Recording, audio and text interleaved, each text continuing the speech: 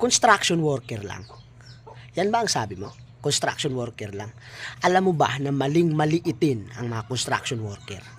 Alam mo ba na hindi tama na maliitin natin ang ating mga construction worker?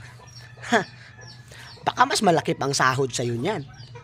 Alam nyo ba na malaki din ang sahod ng mga construction worker? Yung iba, daig pa yung mga nagtatrabaho sa opisina. Lalong-lalo na yung mga skilled workers, yung mga mason, yung mga karpintero, yung mga nagsaset ng mga tiles, lalong-lalo na yung mga welder. Ang lalaki ng mga sahod niyan, 'di ba? Maling-maliitin po natin sila. Pagkos ay atin silang irespeto.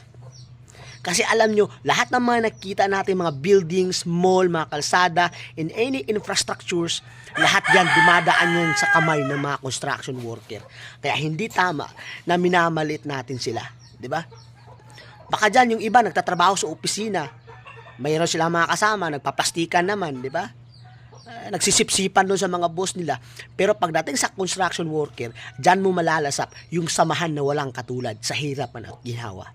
Diba? Kaya sa lahat ng mga construction worker dyan, saludo po ako sa inyo, sa inyong tatag, sa inyong serbisyo, sa sipag at tiyaga at sa inyong angking galing at talino. Maraming salamat sa inyo lahat.